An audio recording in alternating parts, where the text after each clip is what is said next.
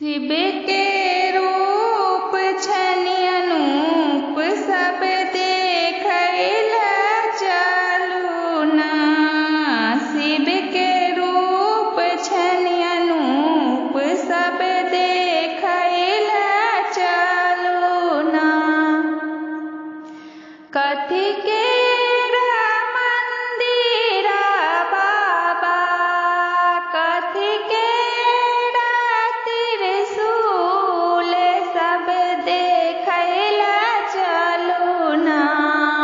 शिव के रूप छनि अनूप सब देखैला चलू ना। शिव के रूप छनि अनूप सब देखैला चलू ना।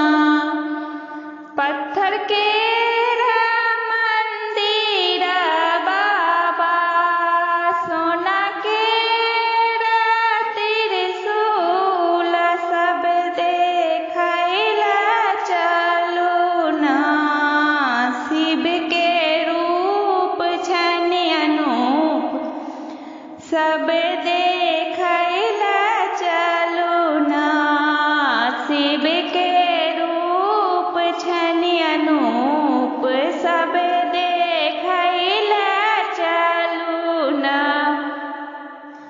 अंगा विभूति सोहे गले रुद्र माला, से जटा से बाहनी ना। बाहनी गंगा जी के धारा, से जटा से बाहनी ना। परिछन कर चलला माए मनाइन की डेराए परेली ना।